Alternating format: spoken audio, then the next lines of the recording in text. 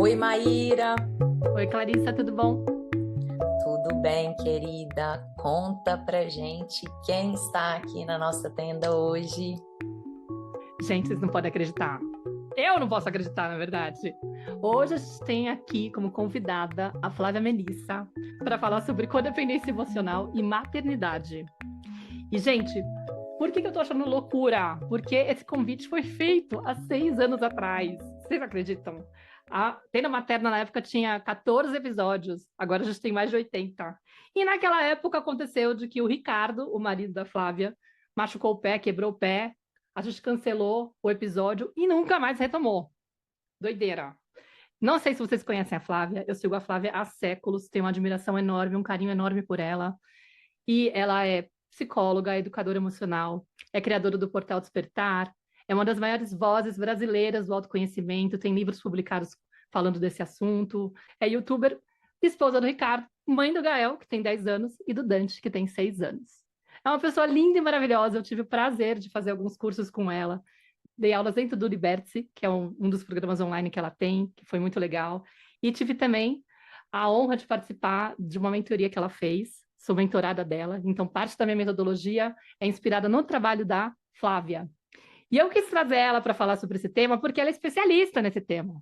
Só que não só por isso, porque ela também foi a responsável por eu ter descoberto a minha codependência.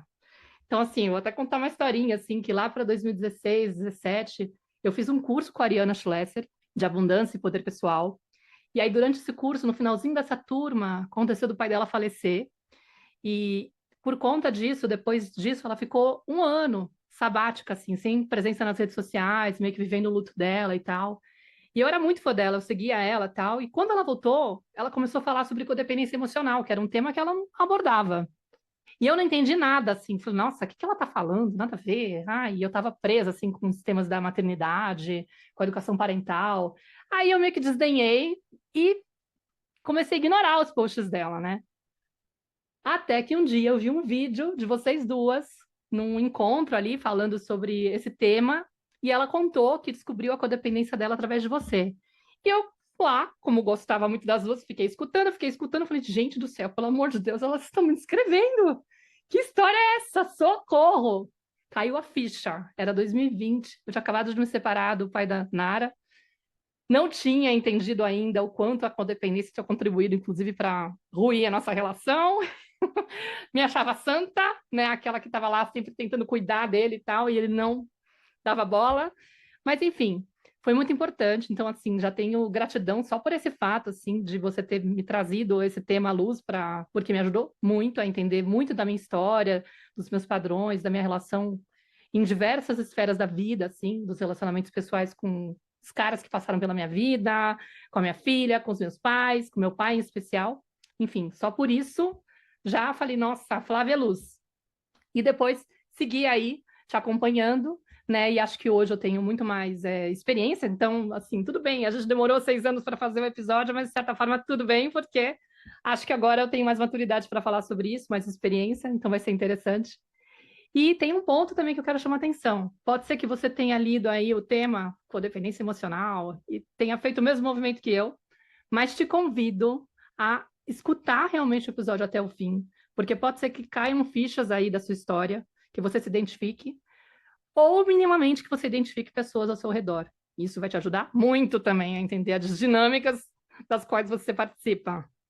É isso, Flávia. Eu queria muito agradecer sua presença, felicitar, sim, que você está aqui, dizer que eu estou muito empolgada mesmo, e queria começar perguntando para você como que esse tema surgiu na sua vida. Eu sei tudo, né? Já te maratonei pra caramba, mas eu quero que as pessoas possam escutar você contando sobre isso. E por que que você tornou isso uma, digamos, um foco do seu trabalho, né? Porque você tem essa especialização, essa especialidade para falar sobre esse tema. Ai, gente, primeiro eu quero agradecer, né? Porque depois de toda essa chuva de amor e de declarações e coraçõezinhos, obrigada, Maio, também, você sabe, a admiração é recíproca. Todas as vezes, né, que a gente tem a oportunidade de conversar com mais tempo, assim, eu sempre saio muito nutrida, então é uma grande alegria para mim também estar aqui. E sim, acho que tudo acontece na hora certa, então se não deu certo 6 anos atrás, gente, eu lembro. E logo depois veio a pandemia, né? O que também deixou a gente meio maluca. E talvez estejamos malucas até hoje em função da pandemia, né? Eu, pelo menos, posso dizer por mim que até hoje sigo elaborando, né, tudo que aconteceu durante a pandemia. E quando eu te ouço, assim, falar da codependência emocional, acho que a primeira percepção, assim, que me vem é que é algo muito desconhecido, né? Apesar de ser algo que quando a gente começa a ouvir, sei lá, quando uma amiga vem contar alguma coisa, a gente entra em contato com conteúdo na rede social, é muito óbvio quando você percebe, assim, o padrão, quando você entende o que é esse padrão, o que tá por trás desse padrão, você fala, gente, eu achei que era a minha personalidade, né? E, na verdade, não é. Na verdade, é uma forma disfuncional de me relacionar.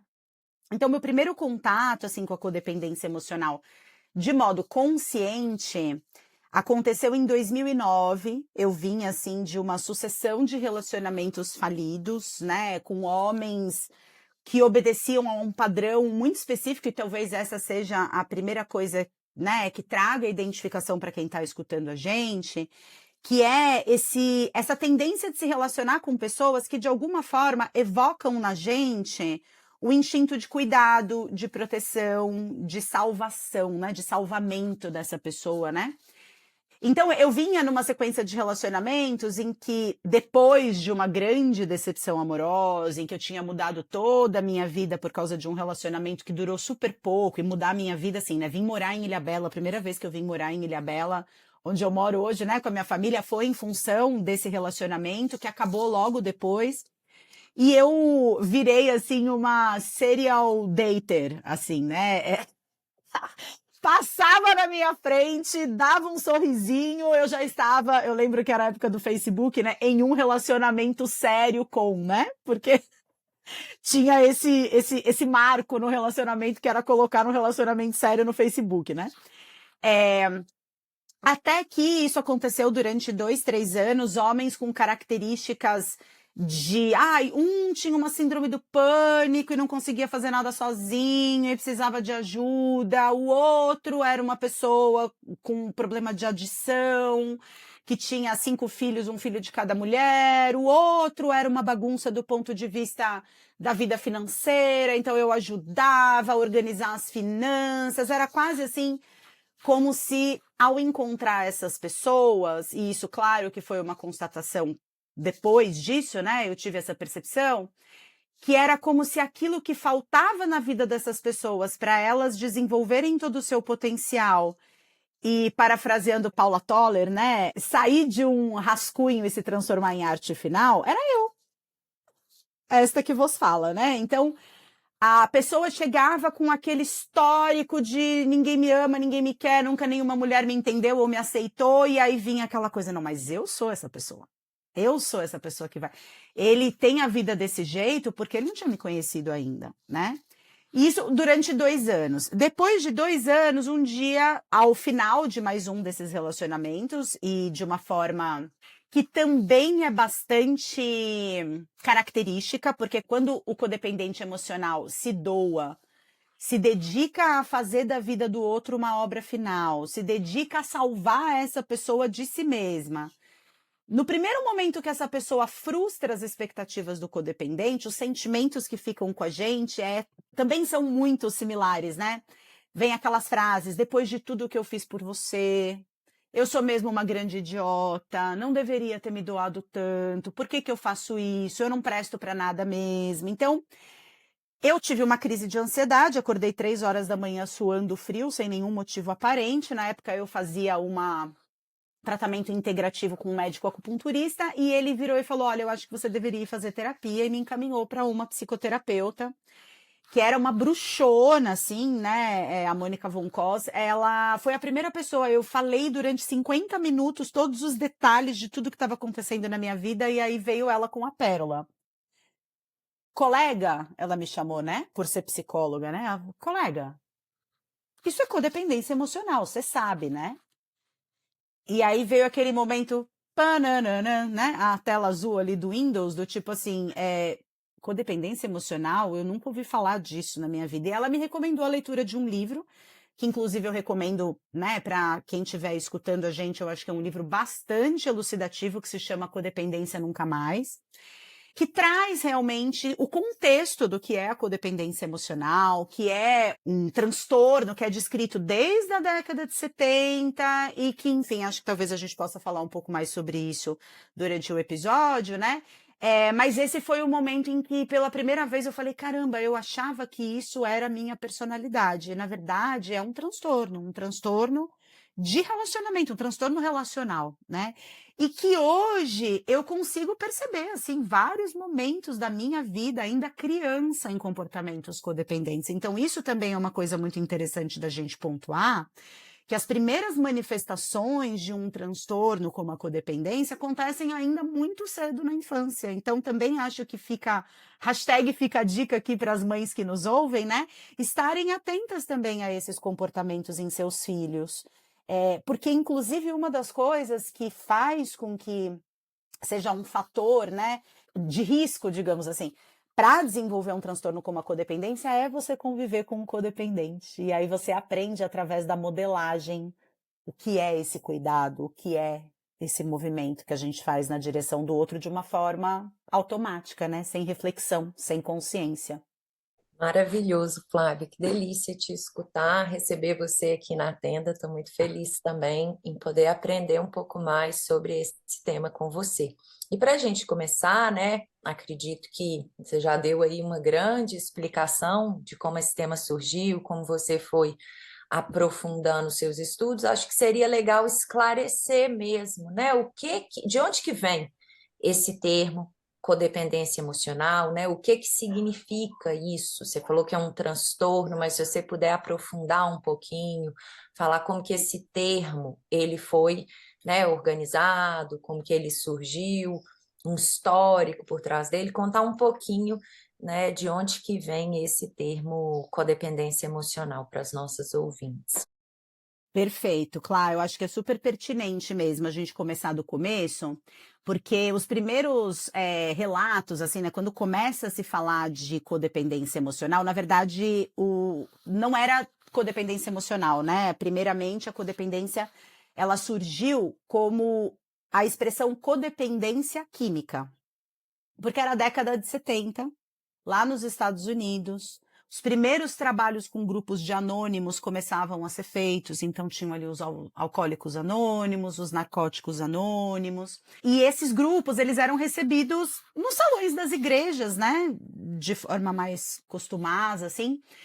E aí as pessoas, né, os dependentes, eles iam para uma sala trabalhar ali os 12 passos e os seus acompanhantes, porque eram pessoas que estavam realmente numa situação de vulnerabilidade muito grande, precisavam de cuidadores, precisavam de acompanhantes, porque senão era isso, né? Tô indo no NA, a pessoa fugia de casa e aparecia 6 meses depois, né, num estado de degradação assim muito grande. Então, tinha essa característica do acompanhante, que geralmente era uma esposa, uma mãe, um filho, uma parente, que acompanhava esse dependente, esse adicto, até o grupo, né?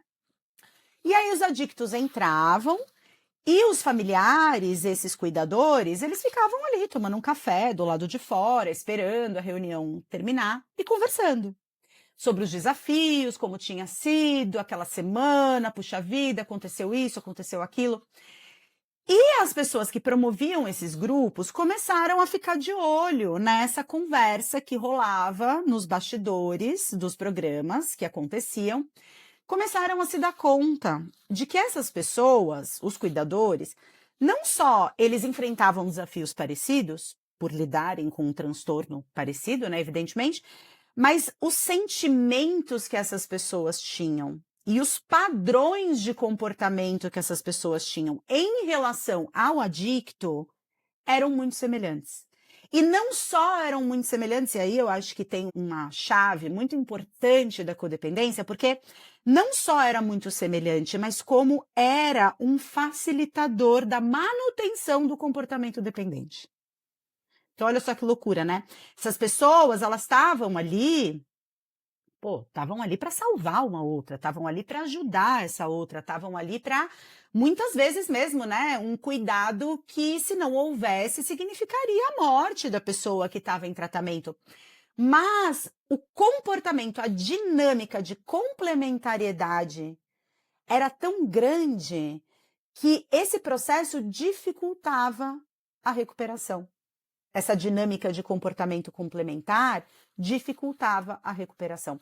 E aí vamos fazer uma ponte, né, para essas situações que a gente vive. A Má trouxe ali um pouco a relação dela com o pai da Nara, etc e tal, e eu nesses relacionamentos aí que tive na vida. A gente acha que a gente está atuando para ajudar de verdade a outra pessoa. Mas sabe quem está sendo o maior beneficiado quando um codependente estabelece uma relação? Ele mesmo. E aí a gente começa talvez a destruir algum dos mitos que rondam esse comportamento do cuidador, né? Ai, uma pessoa tão boa, olha só o que é essa. Meu Deus, que mulher. Quantas vezes eu ouvi isso, né? Nossa, Flávia, o que você tá fazendo pelo fulano nunca ninguém fez, né? Na verdade, o codependente também é um dependente. Só que ele não é um dependente químico. Né? No caso dos codependentes, eles eram dependentes da dependência do outro em relação a eles mesmos. Então, quando a gente começa, e depois de um tempo, entendendo os padrões emocionais e entendendo que não existia só dependência química, existia uma dependência emocional, existem os codependentes não apenas químicos, os codependentes emocionais, que são essas pessoas que tendem a se relacionar com pessoas que, do ponto de vista, se é que a gente pode falar dessa forma, de quem é dona da porra toda, né? O codependente é o dono da porra toda. A pessoa codependente é a que sabe o que o outro deve fazer, é a que lida com os problemas de uma forma melhor, é a que sabe a fórmula do sucesso e como, de novo parafraseando a Paula Toledo, daqui a pouco eu canto a música, tá? Pra entender por que a gente tá falando sobre isso, porque já virou clichê, né? Cantar essa música. Eu vou transformar o seu rascunho em arte final. Num primeiro momento, você olha para essa pessoa e você enxerga ela como a pessoa mais estável, mais poderosa, né? A bola tá na mão de quem? Tá na mão de quem ajuda. Mas, na verdade, essa pessoa, ela é dependente que o outro precise dela. É quase como um mecanismo de eu me escondo da minha própria dor, te ajudando a cuidar da sua. Eu acho que tem uma percepção que, assim, eu preciso me tornar necessária ou me manter necessária, porque no fundo, eu tenho uma autoestima zoada e eu acredito que se eu não for essa pessoa necessária, essa pessoa vai sair andando. Entendeu? Tipo, ela não tem por que ficar comigo, eu não sou tão assim incrível, não, sabe? Só que é muito inconsciente isso. Porque foi a sacada que eu tive. Eu falei, caramba, todo aquele meu me envolver aí com esses caras que precisavam da minha ajuda, entre aspas, precisavam ser salvos por mim, era porque se eu não tivesse nesse papel, certamente eles não teriam muito interesse por mim. Então eu preciso que ele continue dependendo de mim. É muito doido, porque dá para você identificar. Você está tentando ajudar o outro a crescer, você de verdade fica entendendo que ele tem um potencial, acredita que ele tem um potencial maior, que ele não está enxergando, que ele não é capaz de desenvolver. E aí você fala, não, está faltando eu chegar na vida dele. E eu sou capaz de fazer com que ele consiga desabrochar e viver a potência máxima dele, ser essa pessoa incrível que eu enxergo nele, nossa, ele não tem ideia. Se ele for guiado por mim, ele vai conseguir. Eu sou uma pessoa incrível para fazer essas coisas. A gente realmente se sente, inclusive, superior, maravilhosa, super heroína, né? Eu sou uma pessoa maravilhosa e vou conseguir fazer isso valer. Só que aí tem esse medo inconsciente, né? Tipo, eu não posso deixar ele crescer tanto. Porque se ele crescer tanto, de repente ele vai ficar tão maravilhoso, incrível e fudido que ele vai olhar pra mim e falar assim, quem é essazinha aí? Nada a ver. Por isso que tem essa dinâmica, né? Eu estou lá ajudando, mas eu estou retroalimentando. Você pode crescer, mas não muito. Socorro, não sai daí. Exato, Má. Nossa, eu acho que você falou um aspecto, assim, e assim, né, eu quero trazer também, assim, um olhar de muito afeto com a codependência. Autocompaixão, socorro também. Não, sabe por quê? Porque, assim, né, quando a gente começa a se dar conta disso, por mais que a gente tenha essa percepção de que é algo inconsciente, de que não é algo que eu tô ali de caso pensado, né? Nossa, você acorda, olha pro céu, coça o queixo e pensa, o que que eu vou fazer hoje? Já sei, vou arrumar alguém perdido para encaminhar na vida. Claro que não é assim que acontece, né? A codependência emocional, ela é uma estratégia de sobrevivência afetiva. O que significa isso, né? A pessoa que é codependente, como eu disse, né, tem algumas características que você começa a perceber nessa pessoa desde muito cedo. E a gente pode falar aqui amplamente sobre elas, mas pensando algo que você trouxe, né, que eu acho extremamente significativo, é essa sensação de utilidade. Então, assim, é como se em algum momento da minha vida eu tivesse aprendido. Quando eu falo em algum momento da minha vida, é só que uma forma rebuscada de dizer primeira infância, tá? Mas assim, em algum momento da minha vida, eu entendi que a minha possibilidade de reconhecimento, de receber afeto, de receber amor, de receber cuidado, de receber validação, dependia do que eu fazia de bom para as pessoas à minha volta. Então é muito comum que uma pessoa que tenha uma codependência, ela tenha vivido uma situação na infância ou de convivência com uma pessoa codependente, e aí ela aprende por modelagem, né, que é assim que se cuida, é assim que se relaciona, é assim que se doa, é assim que a gente, né, estabelece contato. É uma pessoa que talvez tenha tido uma convivência com uma pessoa que de fato vivia uma condição de dependência. Então, assim, um parente doente, uma pessoa com deficiência, ou uma pessoa com um transtorno mental, ou então numa condição mesmo de dependência muito grande, que essa pessoa ela realmente precisava desses cuidados, né? E essa autoestima, né, essa chaga na autoestima, na verdade não é só uma questão, porque eu tenho, você sabe que ultimamente eu tenho tido cada vez mais birra com as coisas do alto, né? Porque eu acho que a gente vive uma época em que a gente está tão individualizado no nosso sofrimento, a gente perdeu tanto o contexto da comunidade, de viver em grupo, que tudo é alto. É cada um por si, Deus por todos, né? A autoestima é autorresponsabilidade, é autocompaixão, é auto, sei lá o quê, né? E assim, eu acho que é importante, claro, a gente falar em termos de autoestima, mas pensando que a autoestima ela é construída, não é uma coisa que depende da gente, a autoestima. A gente nasce com toda a autoestima do mundo, a gente nasce com a autoestima de acordar nossas mães 25 vezes durante a noite sem se preocupar se ela vai deixar de amar a gente por causa disso, né? É depois que essas lentes elas começam a se distorcer.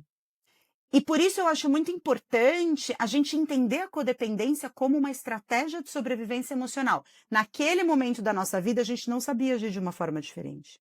Né? Por exemplo, o meu pai, ele conta que quando eu tinha, sei lá, 5 anos de idade, eu brincava com a filha da funcionária, né, de uma caseira que vinha uma vez por semana, aqui em Ilhabela, na varanda da casa, e que a menininha, ela falava alguma coisa que ela não tinha um brinquedo tão legal quanto o meu, eu dei todos os meus brinquedos para ela. E eu finalizei ainda perguntando, tem mais alguma coisa que eu possa fazer para te deixar feliz? Então, quando a gente olha o comportamento do codependente, a gente olha para essa questão que você está trazendo, e que é muito pertinente e relevante, porque é fato, a gente impede o crescimento da outra pessoa.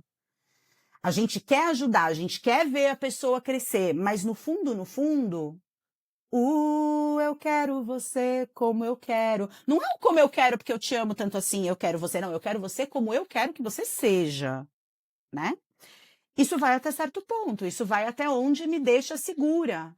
E é por isso que muitas vezes, quando você tem uma pessoa com uma dependência, como uma dependência química, ou até nos casos das pessoas com obesidade mórbida, que a pessoa pesa ali 400 quilos e a pessoa não tem como sair para comprar comida, alguém age como um facilitador para essa pessoa. Existem necessidades inconscientes de manutenção do status quo, porque aí eu sei como lidar numa situação como essa. Eu não sei como é me relacionar com alguém que não precise de mim.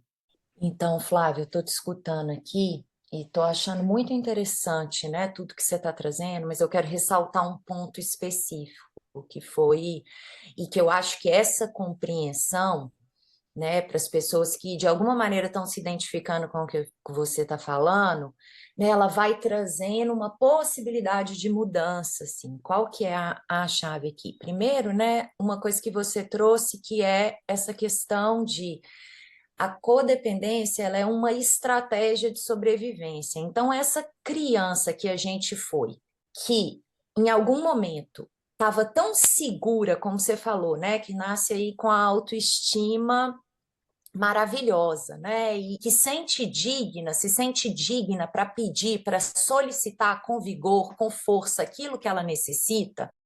A partir dessa interação com esses cuidadores primários, né, ela vai aprendendo com esse ambiente que ela está inserida, né, que você fala que vai modular essas experiências, e é exatamente isso, né, esses cuidadores primários, ela vai começar a entender que aquilo que o corpo dela está comunicando que ela necessita, muitas vezes quando ela tem ao redor adultos com esses traços codependentes, ou que de alguma maneira eu fiquei pensando numa situação assim.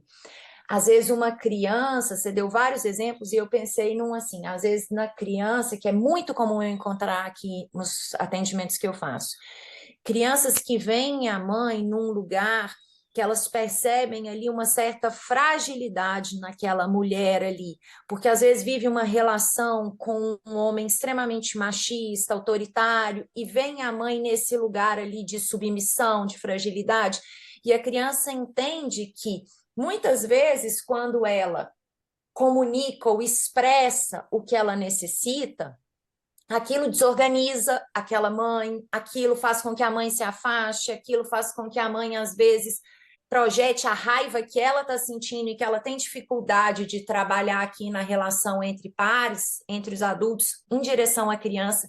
E a criança começa a sentir que não é legítimo ela pedir o que ela necessita. Que para eu pertencer, eu preciso de abrir mão do que eu sinto e me colocar nesse lugar de facilitar a vida do adulto, de cuidar do adulto, e isso a custo de abrir mão do que o meu corpo está me comunicando, né? Dessa autoestima, que é essa força mesmo para sustentar o que eu necessito e ser capaz de pedir.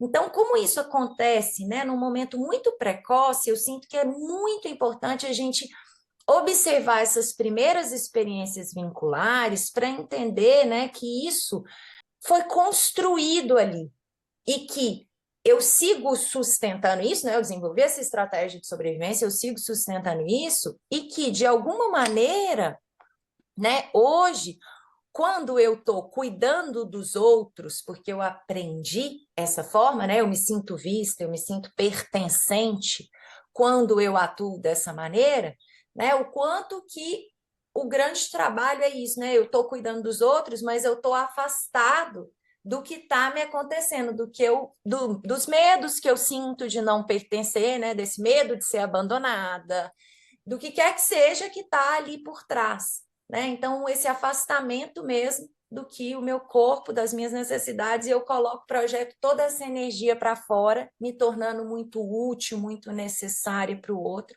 mas completamente dissociada e afastada do que está acontecendo aqui verdadeiramente, internamente, né? Assim. Maravilhoso isso que você está colocando, né? Na verdade, eu vejo que é a questão do... A gente vai se acostumando, vai se conformando com esse lugar de eu não trago as minhas demandas e eu vou invertendo o papel com esse adulto, né? Com esses adultos. Eu começo a cuidar, ficar mais preocupada em cuidar deles do que ser cuidada. Ser cuidada é tipo assim, é quase uma irresponsabilidade, é sacanagem com eles já têm questões demais. Eu sinto assim que a gente vai desenvolvendo uma sensibilidade muito grande para estar olhando para a dor desses pais ou dessas pessoas que estão demandando essa atenção, que faz com que eu comece a ficar nesse padrão de prestar atenção no cuidado do outro, muito mais do que olhar para o que está acontecendo para mim, né, comigo. E é meio que você vai se tornando aquela criança invisível. Você vai se acostumando, se adaptando com esse papel, porque realmente é uma adaptação, uma estratégia de garantir o olhar, o amor.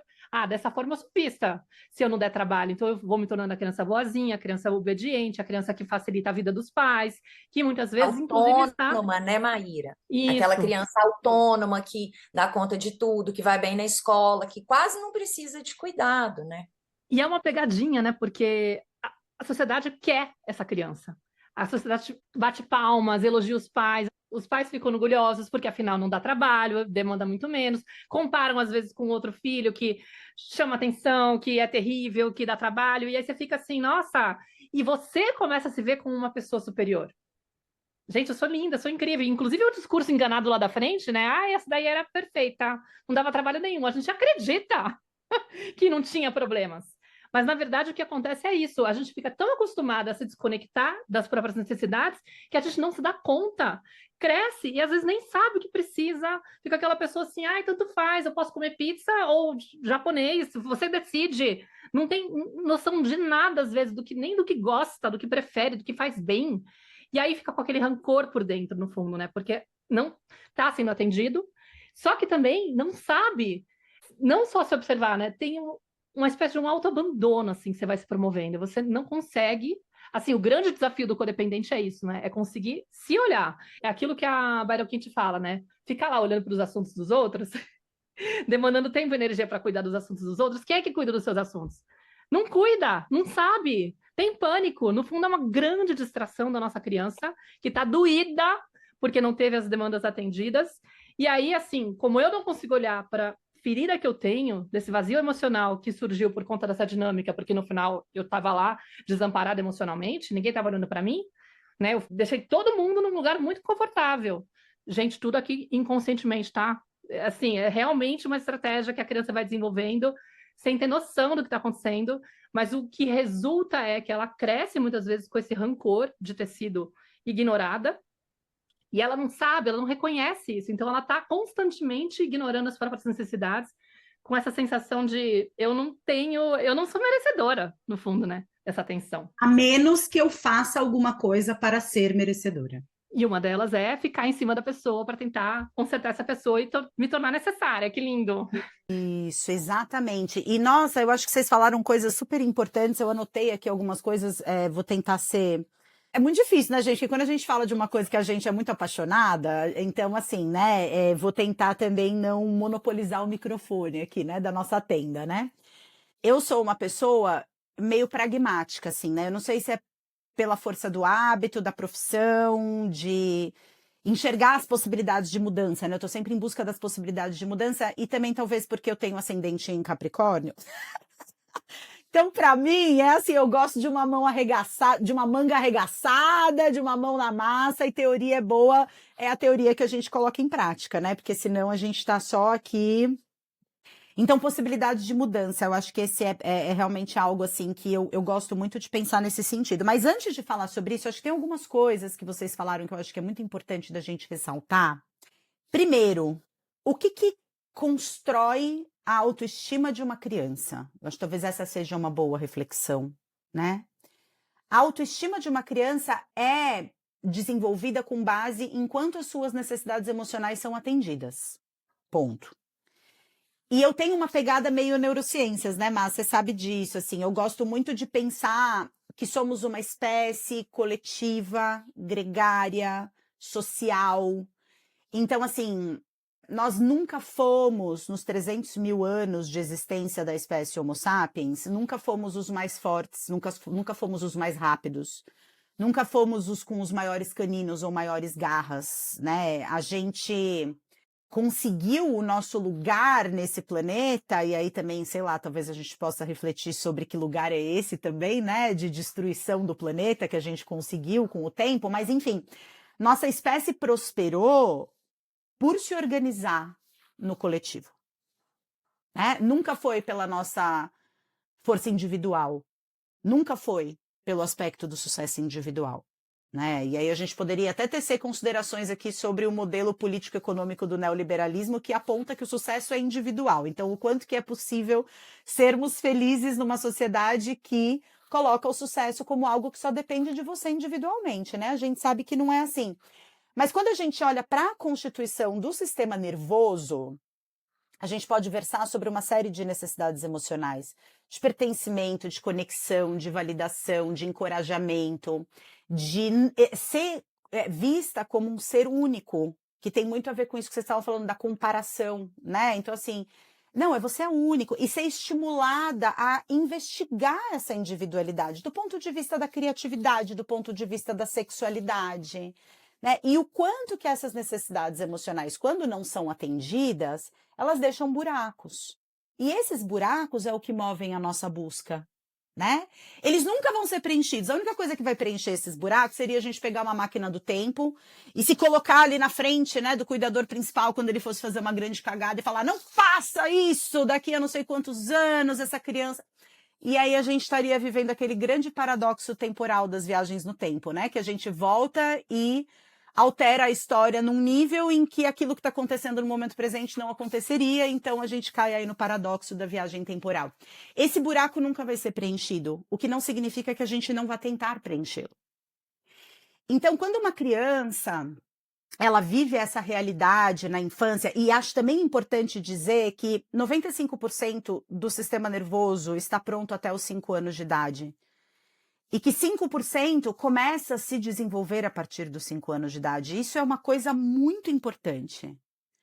Porque essa parte que começa a desenvolver aos 5 anos de idade e que, buscando aí um consenso no que os estudiosos dizem, termina de se desenvolver por volta dos 26, 28 anos de idade, é justamente a parte que permite que nós tenhamos uma avaliação lógica sobre as coisas.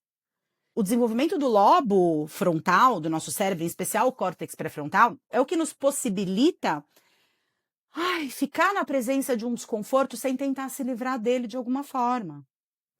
É o que nos possibilita a regulação emocional. É o que nos possibilita inverter essa gangorra que até os 5 anos de idade é o sistema límbico que opera, esse cérebro emocional que traz respostas impulsivas, traz respostas reativas, traz respostas impensadas. E não é porque a gente não quer pensar, né, no que a gente está fazendo, é porque a gente não consegue. Então, com as minhas alunas, né, eu uso sempre um exemplo que eu acho muito legal lá no Portal Despertar, que é como se, desde o momento em que você nasceu até os 5 anos de idade, você só tivesse garfo e faca. E, beleza, você tem garfo e faca. Você vai cortar uma pizza, garfo e faca resolve. Agora, para tomar sopa, como que você faz para tomar sopa de garfo e faca? Você vai dar um jeito. E a Clá trouxe uma coisa que eu acho que é fundamental para a gente entender tudo isso. Não dá para a gente falar de codependência, nem de nenhum transtorno relacional, sem falar de dissociação.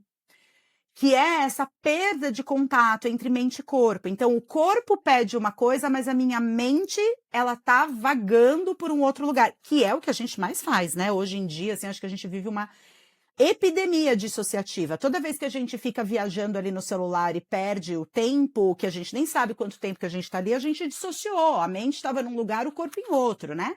E a gente dissocia na infância, diante de situações extremamente ameaçadoras.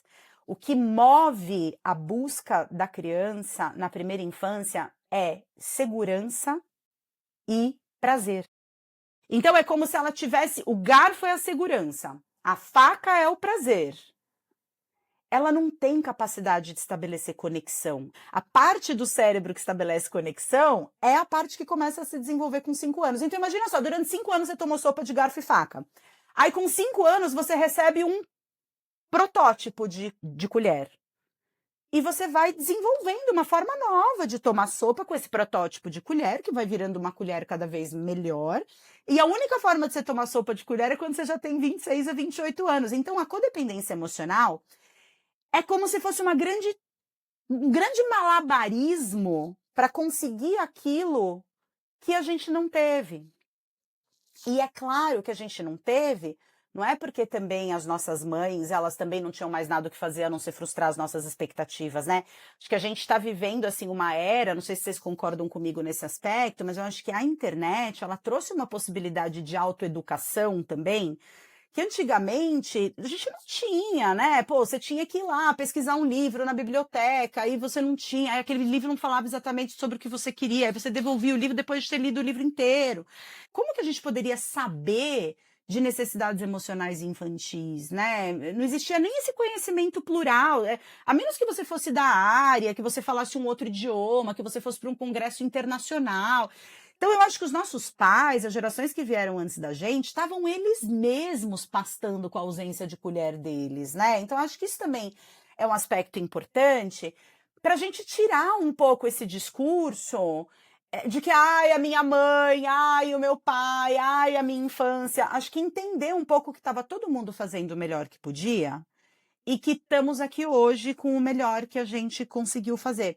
Mas eu acho importante colocar a segurança e o prazer como medidas do que, numa certa forma, acaba construindo mesmo a autoestima de uma criança. Porque a criança, ela tem plena convicção do quanto ela é dependente dos pais. Ela não consegue nem limpar a bunda sozinha. De repente, ela perceber, nesse exemplo que a Clá trouxe, que a mãe dela está num lugar de sofrimento e que ela se sente insegura em relação a isso, porque se a mãe está sofrendo maus tratos do pai, vamos trazer uma situação estereotipada, né? Mas que infelizmente é tão presente ainda nos lares de milhares, de centenas de milhares de pessoas. Essa mãe que não recebe o apoio do pai, que está fazendo das tripas coração, que muitas vezes está cuidando de mais de um filho ao mesmo tempo, e que tem que sair para trabalhar, e que tem que deixar um filho cuidando dos outros, né? Essa que é a realidade. Isso quando tem um pai em casa, porque a gente sabe que a grande realidade das pessoas não é ter um pai em casa, né? Então, essa criança, ela percebe que ela está num lugar de insegurança. Ela não tem outra alternativa. Eu quero colocar nesses termos. Ela não tem uma outra alternativa a não ser dissociar, a não ser engolir as próprias necessidades, a não ser entrar no papel de cuidadora de quem deveria estar cuidando dela. Não é porque ela quer. Não é porque ela resolveu se distrair da própria vulnerabilidade cuidando da vulnerabilidade do outro. É por uma questão de segurança que ela faz isso. E demora para a gente ganhar esse cérebro inteiro, né, gente? Então a gente passa a maior parte da nossa vida tomando sopa de garfo e faca, com os pratinhos, equilibrando os pratinhos. Deixa eu ver, de quem que é que eu tô mais perto de perder o amor? Então deixa eu investir nessa relação. Opa, tem um pratinho caindo aqui, deixa eu resgatar ele, né? E isso vai trazendo realmente assim um ranço para as nossas relações.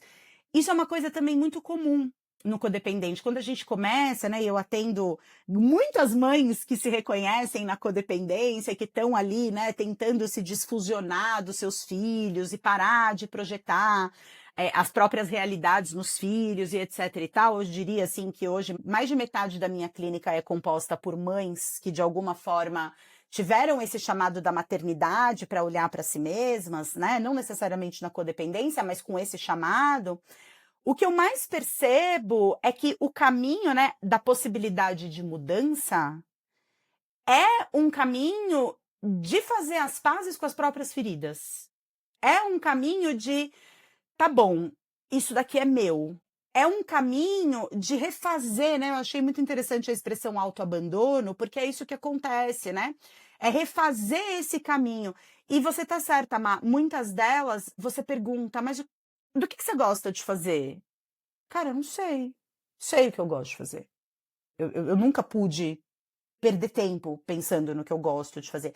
Então, acho que é um caminho também de reconstrução desse indivíduo, né? Que tem o seu tempo que é gasto com as suas atividades ali do dia a dia, o cuidado com a casa, trabalho, família, mas que também tem um lugar de um momento em que ela possa estar com ela mesma, em que ela possa se reconhecer enquanto um ser vulnerável, reconhecer a sua própria história de dor, mergulhar no seu passado, e isso é uma coisa que às vezes é muito difícil, porque geralmente experiências traumáticas, e a gente também precisa, acho que em algum momento, né, talvez a gente possa falar sobre essa despatologização do trauma, né, porque o trauma ele não é só um evento muito grandioso que acontece na nossa vida, o trauma ele tá no cotidiano, né. Ele não está no extraordinário, ele pode até estar no extraordinário, mas ele mora muito mais no ordinário, naquelas pequenas ações que são repetidas todos os dias, que muitas vezes, por afetarem o sistema nervoso e trazerem um funcionamento alterado desse sistema nervoso, a gente percebe escassez de memórias de infância. A gente percebe, assim, pessoas que falam, eu não me lembro, eu não sei. E aí a gente começa uma reconstrução desse passado. Então vamos conversar com os irmãos, vamos ver fotos, vamos tentar trazer essa infância de volta, porque não é raro de existirem pessoas com esse déficit, como se não tivessem vivido a própria infância. Foi um filme que eu vi, que eu me lembro mal e porcamente. Então acho que é isso mesmo, né? O caminho da possibilidade de mudança é um caminho de reencontro com a própria história e que parece muito óbvio, na verdade, né? Quando a gente fala assim, "Durr, qual é a novidade, né?" Mas com essa história que nem sempre a gente tem clareza de qual é ela, né?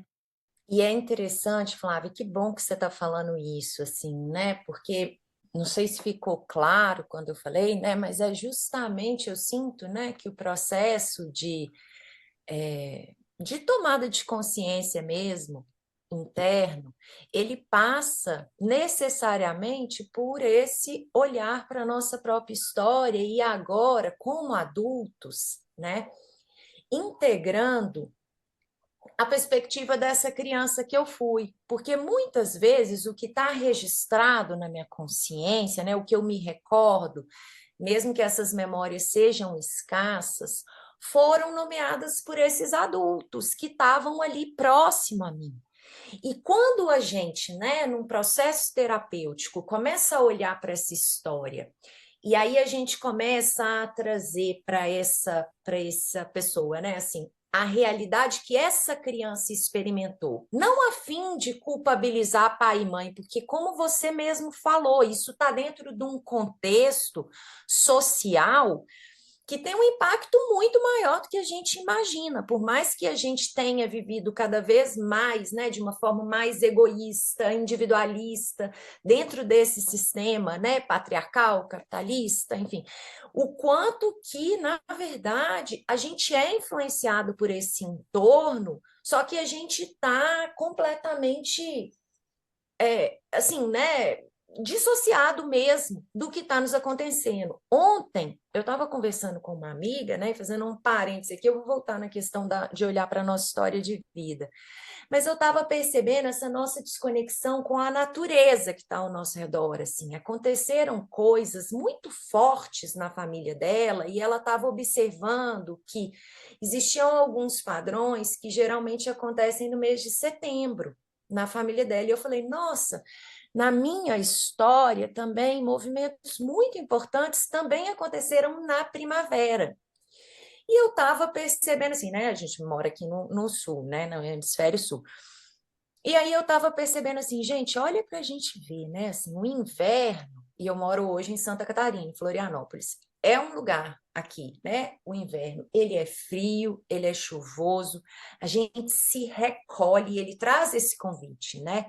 De um recolhimento, de uma contração, e chega a primavera, e a gente olha aqui, eu já estou vendo a primavera brotando aqui no meu jardim, no ambiente ao redor, assim, e tudo aquilo que, de certa forma, estava ali dentro da pessoa, vem à tona.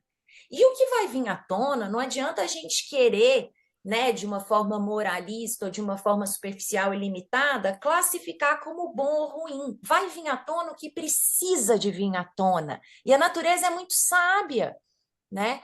Às vezes o que a planta ela não escolhe, vai vir ali o que ficou sendo germinado e o que vem à tona agora e que está sendo revelado é o que a gente vai precisar de cultivar, é o que a gente vai precisar de colocar a nossa atenção e olhar sem querer excluir, sem querer agora como adultos, né, reprimir, negar, é isso que está vindo à tona. Não adianta eu querer classificar, deixa eu olhar para isso. E quando a gente olha para a nossa história de vida sem querer, né, julgar porque mamãe é isso, porque papai é isso, exatamente você trouxe um contexto muito bonito, né, que hoje a gente tem esse acesso à informação. Antes eles estavam vivendo ali guiados pelas próprias dores, pelos próprios desafios, pelas próprias feridas vividas lá atrás também, sem nenhuma consciência e apoio para isso. Né? E se a gente olha para o contexto histórico, a gente vai tendo mais clareza ainda do momento que nós éramos crianças, do que estava acontecendo de uma forma na sociedade, o movimento feminista, as mulheres querendo ir para o mercado de trabalho, e a gente vai compreendendo essa história, compreendendo, sim, as dinâmicas enfrentadas pelos nossos pais, mas principalmente olhando para aquilo que não pode ser atendido, não a fim de ir lá bater na porta e cobrar.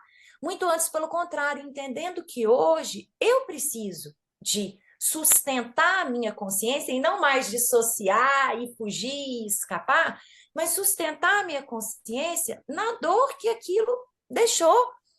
E que nós agora, com esse sistema nervoso formado, somos capazes, claro que amparados, né, de uma forma não individual também, às vezes a gente vai precisar de muito apoio, de terapeutas, de pessoas ao nosso redor, para a gente realmente ir integrando e dando um espaço para movimentar o que não pôde ser movimentado lá atrás, né? Então, olhar para essa história e recontá-la e incluir principalmente a perspectiva da criança e do adolescente que a gente foi, que a gente estava num momento muito dependente e vulnerável mesmo, né? Não mais agora, é extremamente importante para eu conseguir fazer esse movimento de entender que, pera, não é só cuidar do outro, não é entrando nesse caminho que é o meu automático, que é o que eu aprendi, é o que foi condicionado, eu aprendi que eu só existia dessa forma, mas entendendo que tem tantas outras possibilidades, né? Que eu vou, pouco a pouco, conseguindo dar passos em direção a essas novas possibilidades. Então, assim, que bom que você trouxe sobre a importância de olhar para essa história, porque isso, para mim, é uma das coisas mais importantes para a gente romper padrões estabelecidos, né, de forma muito precoce lá, no momento que a gente era mais dependente e vulnerável. É. Nossa, muito lindo tudo isso, gente. É porque, assim, realmente, o primeiro passo é tomar consciência, né? E acho que isso que vocês estão trazendo, de não apontar os dedos para os pais, né? Realmente não é nosso intuito aqui. O intuito é poder descrever um cenário para que a gente possa compreender por que que a gente cresceu com os padrões que a gente tem e aprender a ficar alerta. Porque esse é o caminho, né? Integrar, estou assim, 100% de acordo com a Flávia, é o aceitar as próprias feridas, né? O aprender até a ter carinho por elas, porque a gente entende que elas vieram lá para proteger a gente, então elas cumpriram um papel fundamental para a gente poder sobreviver a esse ambiente, passar para frente, né? Só que hoje a gente consegue reconhecer que ela não colabora, né? Tem aspectos, inclusive, que colaboram, que ajudam, porque formam também, por exemplo, dá muita força para a gente. Uma pessoa que é codependente, ela tem uma empatia enorme, uma facilidade de cuidado dos demais, né? Muitas profissões, a gente sabe que os profissionais do cuidado, a grande maioria tem um perfil de codependente, e não é à toa.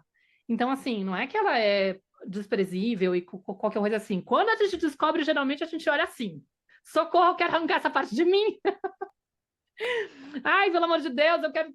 Como é que apaga isso? E não tem como, né? A gente sabe que é uma coisa constante e que realmente o processo de cura se dá por orar e vigiar. E tô lá prestando atenção, entendendo quando que essa coisa se manifesta e tentando avaliar. Vale a pena ir por esse caminho ou eu posso conter? E, sei lá, na minha casa, por exemplo, eu sei que eu tinha um combo completo, né? Tinha uma mãe codependente, um pai depressivo, alcoólico, com pensamentos suicidas, com várias questões. Então, assim, era aquela sensação de preciso poupar minha mãe, eu tenho esse modelo, né, de alguém que está agindo dessa forma, tentando tirar o meu pai do vício, trazer melhora para ele, cura para ele, e era uma coisa, né, enxugar gelo a vida inteira, coitada. E ela faleceu há 15 anos atrás. Eu não sei como seria, mas eu consigo olhar com muito carinho, assim, para incapacidade dela de lidar de outra forma. Ela não tinha como ter sido diferente, né, de acordo com tudo que ela viveu e tudo mais, né? Não precisa nem entrar em detalhe, mas eu tenho total clareza. E eu fico curiosa porque eu acho que se ela tivesse viva, ela estaria aberta para me escutar e entender as coisas dos meus conteúdos e se rever, sei lá, sabe, dialogar com isso. Ela não era uma pessoa impenetrável nesse sentido, porque tem muitas mães que podem ficar na defensiva, não querer entrar nesse lugar e tá tudo certo. Cada um aí no seu caminho, no seu ponto de jornada. Não estou julgando ninguém. Mas é curioso, assim, na minha mentoria, por exemplo, eu recebo muitas mães de filhos adultos, inclusive nessa turma tem uma que tem 70 anos, que a filha mais velha tem 41, que estão dispostas a se olhar. Então, eu sei que existe esse caminho. Mas, assim, uma coisa que eu queria trazer é da nossa experiência, trazer um pouquinho da nossa experiência como mães codependentes, né? Tipo, eu posso trazer situações, inclusive trazer, assim, para quem está escutando a gente, de repente está se reconhecendo, mas e aí, como é que eu faço, né? Como que se dá essa dinâmica? Eu tenho um módulo específico na minha mentoria que eu falo só da codependência. E lá eu falo de como que ela pode influenciar a nossa forma de maternar, porque a gente fica, às vezes, com esse excesso de controle, de querer garantir que a criança esteja sempre bem, socorro, pode se tornar aquela mãe que não deixa a criança ir para a vida, ir para o mundo, porque tem medo, mas no fundo não quer tirar a criança de perto. porque também precisa se nutrir. No final, tá trazendo para a criança a responsabilidade de fazer aquilo que os pais não conseguiram garantir, entendeu? Então é super delicado, porque algumas falas como a maternidade é tudo para mim, olho, peraí, vamos prestar atenção. Será que não está aí você também colocando nessa criança uma fonte de nutrição e deslocando ela do lugar dela, né? Enfim, várias coisas. Mas eu lembrei de um caso, inclusive eu fiz uma live, assim, um tempo atrás, sobre essa situação que eu tive com a Nara, há uns 2 anos atrás, ela tinha uns 8 anos, que fez eu encaixar todas as coisas que eu estava trabalhando. E aí, isso que é legal de ter demorado 6 anos também, porque essa situação não teria acontecido. Mas, assim, conforme eu fui trabalhando a minha codependência e aprendendo a identificar aonde ela se manifestava na minha maternidade, eu fui criando esse jeito de trabalhar isso que eu vou contar agora, né? Que era, tipo assim, um dia que ela acordou de manhã, precisando ir para a escola, e aí ela foi colocar o botão da saia dela, e era muito duro, então ela começou a ficar nervosa no banheiro, e começou a reclamar e tal, e aí eu fui tentar ajudar, aí eu falei, nossa, esse botão é muito duro, tadinha, ela não vai conseguir abotoar essa coisa aqui na escola, aí eu já comecei a ficar tensa, tipo assim, isso daí não é legal, porque, tipo, é chato, quando você tá no banheiro da escola, você tem um BO aí para resolver, e não tem a mamãe para te ajudar. Aí eu vi que a saia dela descia e subia porque tinha aqueles elásticos, sem precisar desabotoar. Aí eu falei para ela, filha, não precisa desabotoar. Quando você estiver na escola, tá vendo que a saia desce fácil? É só você descer. Não, isso aqui, eu vou desabotoar. Mano, quando a criança tá ranheta, cara, graças a Byron Katie, né? Essas situações são ótimas, porque eu vou lá e fico destrinchando. Por que surge na cabeça, que historinha que eu começo a me contar. Mas aí eu já tava vendo ela lá no banheiro, estressada, sofrendo, saindo nervosa, não sei o quê. E quase fui naquela coisa do que tentar convencer, encher o saco dela. Mas eu já reconheci. Quem que tá aí? Né? Tipo, gritando por dentro. Uma coisa que eu saquei. É muito difícil para uma mãe codependente, ou pelo menos para mim, quando a criança não aceita o seu conselho. Pelo amor de Deus. Na minha cabeça, eu sou a voz da sabedoria. Eu tenho pelo menos 4 décadas de experiência em cima de você. Sério que você vai ignorar o que eu tô falando? Não, você vai escolher o caminho da dor. Só porque você tá de mau humor. Ridículo. Aí começa a vir aquela 15 mil coisas, né? Só que assim, eu consigo conectar hoje, né? Tipo, quando eu faço o trabalho, inclusive, da Baile, que você vai destrinchando, quais são as imagens do passado que faz você se lembrar nessa situação, onde você ficou incomodada que o outro não aceitou seu conselho. Tem uma cena muito forte que aconteceu na minha vida, que antes eu não falava disso, porque meu pai estava vivo, mas ele faleceu há 2 anos, então eu me sinto um pouquinho mais à vontade. Mas, com 13, 12 anos, mais ou menos, eu lembro do cenário porque foi quando a gente mudou para uma casa X, aí eu tinha 12 quando se mudou, então não pode ter sido antes disso. Eu implorando para ele jogar o cigarro dele na privada, no banheiro, assim, conversando com ele, e ele fazendo deboche, debochando e falando assim, quero mesmo morrer o quanto antes, só de pensar em ficar velho me dá pânico, não quero ser velho, dependente, por mim, se eu morrer agora, melhor. E ele vivia falando essas coisas, e era desesperador, e dentro de mim, obviamente, era assim, cara, eu quero salvar essa pessoa, eu quero que ele sobreviva, eu quero que ele esteja bem, né? Ele tá negando um conselho que, assim, que vai preservar a vida dele, que no fundo significa que é não me abandonar, né? Eu não vou ficar sozinha, eu sei.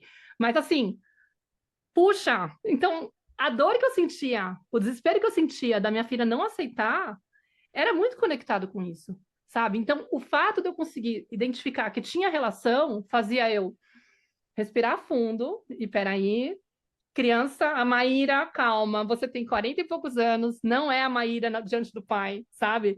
É muito doido, né? Porque a gente começa a desenvolver essa capacidade de pegar a gente no pulo, né? Fazendo essas projeções e, de repente, dando uma proporção muito maior do que minha filha acordou de mau humor e não consegue escutar o que eu tô falando. E se ela for para a escola e não conseguir abrir o botão e fechar o botão, não é o fim do mundo, ela não vai morrer. Até porque é uma saia, né, gente? Eu tô aqui pensando por que precisa desabotoar a saia. Mas era aquelas saias que tem aquela coisa embaixo, sabe, de shorts? Sim, é um short saia.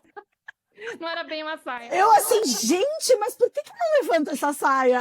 A mãe de filho menino só, né? Que não tem filha mulher, né? Não, ela tinha aquela coisa fechadinha. E talvez fosse até isso, ela queria abrir o botão da saia. Não precisa, nossa. Nossa, mas você sabe que eu acho que é tão importante. Nossa, você foi falando, eu fui anotando tantas coisas aqui, gente, que eu já tô me autoconvidando pra gente gravar um outro episódio, porque a gente tá, de repente, me deu aqui um clique na cabeça, e eu não sei se eu vou soltar uma bomba nesse momento, mas eu só queria pontuar uma coisa que, só pra gente não passar absolutamente batido por algo que é extremamente importante, que a gente tá falando da forma mais típica de codependência. Porque sim, existe uma forma atípica de codependência, que é a codependência, obviamente, né, a codependência atípica ou antidependência, que é a pessoa, enquanto o codependente, ele pega os relacionamentos dele como uma tábua de salvação para não entrar em contato com as próprias dores, o codependente atípico, a tábua de salvação dele é não nutrir relacionamentos. É não estabelecer vínculo com as pessoas. Então, é aquela pessoa que, durante o processo de criação dela, ela internalizou o amor de uma forma deturpada. Ou ela foi muito super protegida, ou ela foi muito cobrada, ou ela foi sufocada por amor e por afeto. E ela internaliza que estar em uma relação afetiva, seja amorosa, pessoal, uma relação mais íntima, é ter que corresponder à expectativa dos outros. Então ela rejeita os relacionamentos, ela rejeita relações nas quais as pessoas possam desenvolver expectativas em relação a ela. Porque se ela topar estar em relacionamentos em que as pessoas vão desenvolver expectativas em relação a ela não consegue estar nesse relacionamento e ela se afasta. Eu acho que é importante também contextualizar, porque às vezes a gente fica com a ideia de que a codependência tem só um lado, a moeda da codependência, mas tem um outro lado e uma alternância entre um lado e outro. Momentos em que a gente está super disponível para cuidar da vida dos outros, para transformar o rascunho dos outros em arte final, longe do meu domínio, você vai de mal a pior, vem que eu te ensino a ser bem melhor. E momentos em que a pessoa, expressou, levantou uma sobrancelha de que ficou decepcionada comigo em relação a alguma coisa, já me dá preguiça dessa pessoa. Já me dá ranço, e aí eu saio me afastando, né? Então, assim, mas tem uma coisa muito importante que você falou, Má, que é o link que a gente faz com a nossa própria história, que eu acho que isso é de uma grande riqueza, ainda na proposta da Clarissa, de possibilidades de mudança, né?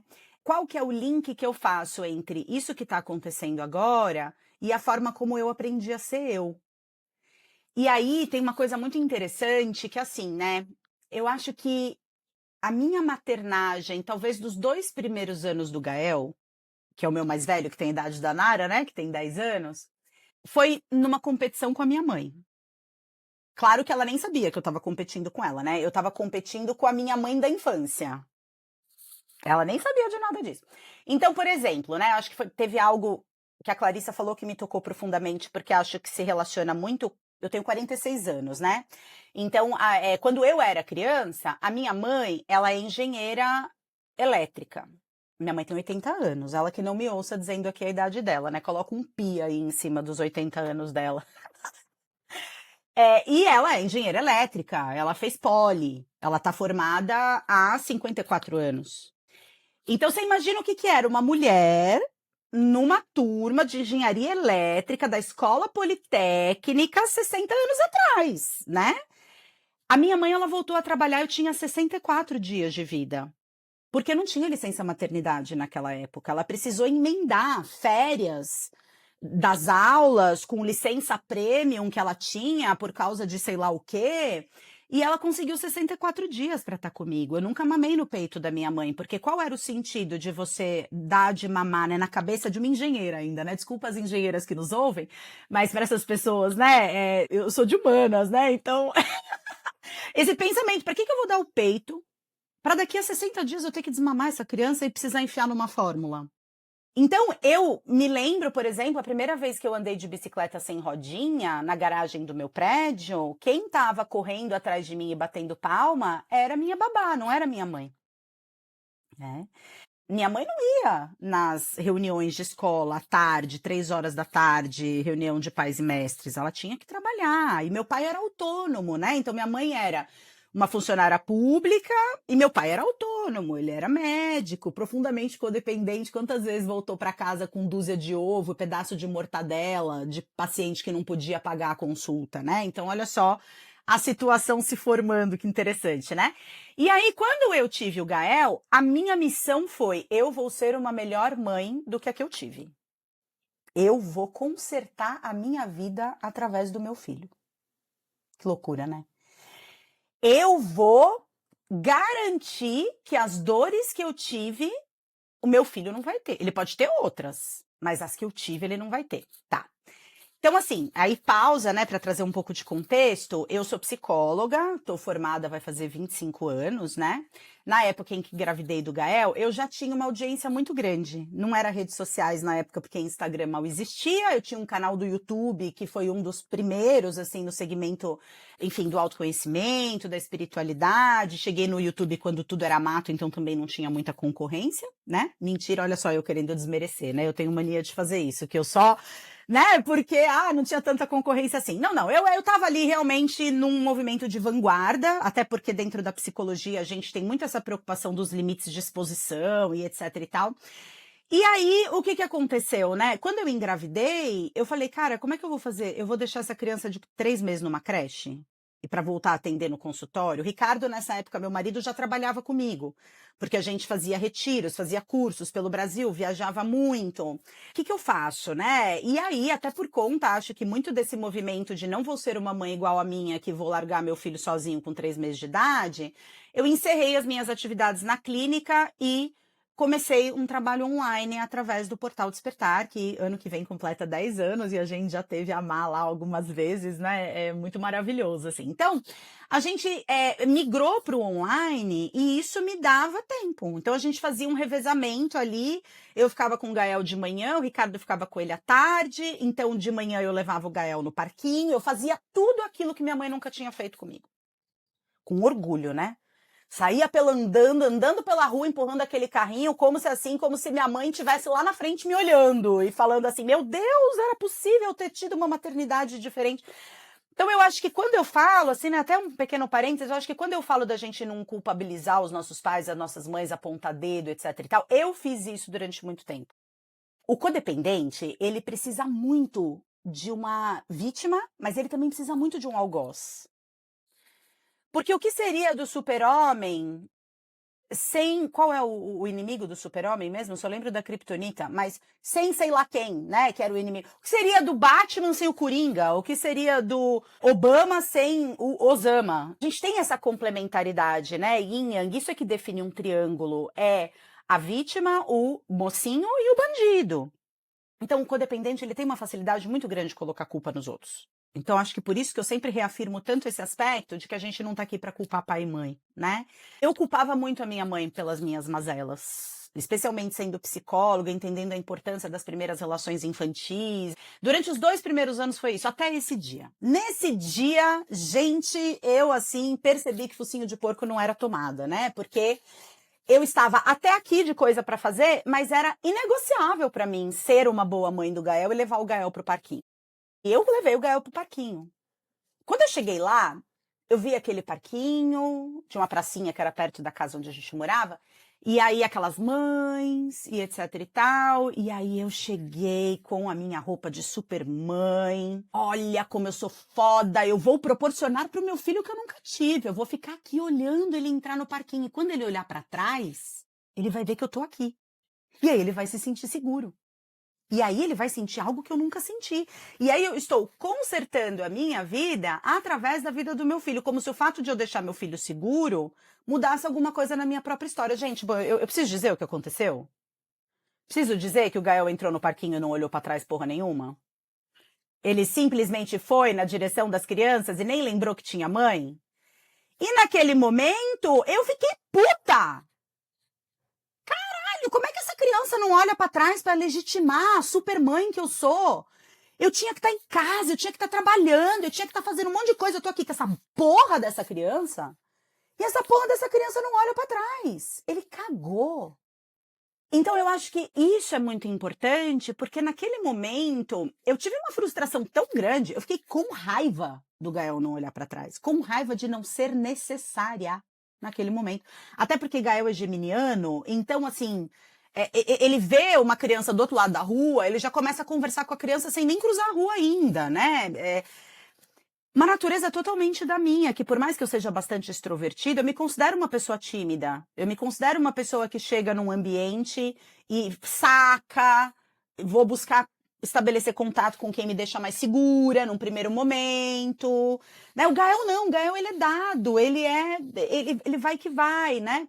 Então eu acho que uma coisa que é muito importante é que quando a gente projeta essa criança ferida que a gente foi um dia nos nossos filhos, a gente perde contato com as necessidades dos nossos filhos. Porque o meu filho não tinha aquela necessidade. Ele não estava nem aí se eu estava olhando para ele ou não. E provavelmente, talvez, né, querendo me dar um pouco de crédito, talvez nessa fala, talvez eu tenha sido essa mãe tantas vezes até essa ocasião que ele sabia que eu ia estar lá, ele não precisava olhar para trás, porque ele já sabia que eu ia estar lá. Talvez a criança que precisa olhar para trás para ver se a mãe está lá é porque ela não tem segurança que a mãe vai estar lá. Né? Uma criança segura simplesmente vai. É claro que minha mãe não vai me abandonar aqui. É claro que minha mãe está olhando para mim. É claro que a minha mãe está cuidando de mim. E é claro que se eu precisar, eu vou correr na direção da minha mãe e a minha mãe vai ser a minha correguladora, que também é um personagem muito importante.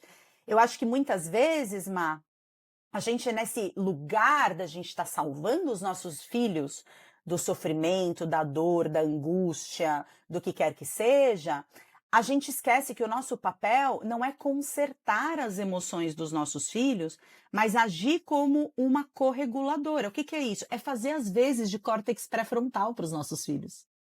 Então, a criança não tem capacidade de estar na presença do próprio sofrimento sem buscar uma anestesia, uma compensação, uma dissociação. Mas a gente pode pegar a nossa criança, eu entendo. Sinto muito, filho, eu no seu lugar estaria sentindo a mesma coisa. Não é consertar, mas estar presente, oferecer essa possibilidade de aqui, ó, eu tô aqui com você. Que é exatamente o que a gente precisa fazer com a nossa criança. Num momento muito precioso em que a gente percebe que a gente está se misturando com o entorno, como essa situação que a Maíra trouxe, ela tá lá, né, Má? Você tá com seu pai no banheiro, falando para ele jogar o cigarro fora e ele querendo fazer do jeito dele, e aí você ali na sua filha, você viu o mesmo tipo de dinâmica, de você querendo oferecer o seu auxílio, a sua ajuda, a sua, né? No momento em que a gente percebe esse impulso vindo, e por isso que eu acho que o trabalho com codependência, ele não é um trabalho apenas mental, né? Eu acho que tem algo que passa pelo corpo e passa por esse lugar do eu perceber esse impulso de querer fazer alguma coisa pela Clarissa, de querer ajudar a Clarissa, de querer salvar.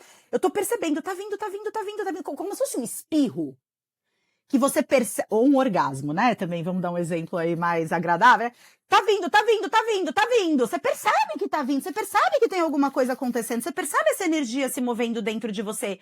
E você percebe o seu corpo todo se preparando para dar o grande passo na direção do outro e salvar o outro daquilo que a gente enxerga que ele precisa ser salvo. E esse é o momento da gente buscar uma pausa.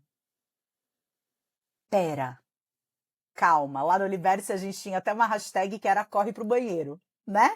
Porque o banheiro é um lugar seguro onde você pode viver suas emoções. Se você demorar demais, ninguém vai perguntar por que você demorou tanto no banheiro. Tava cagando, uai, né? Ninguém vai perguntar, ai, nossa, como você demorou no banheiro, né? Então, você vai pro banheiro e no banheiro você respira, você se conecta com o seu corpo, você... Peraí, o que tá acontecendo comigo nesse momento? Às vezes, a gente precisa só de um momento, de uma respiração profunda, de uma mão em contato no peito, na barriga. Peraí, eu tô aqui pra mim, o que tá acontecendo comigo? Será que eu tenho para dar nesse momento? Será que eu tenho como oferecer ajuda? Será que essa pessoa precisa de ajuda? Será que ela me pediu ajuda? Será que ela tá pedindo um conselho, uma contribuição?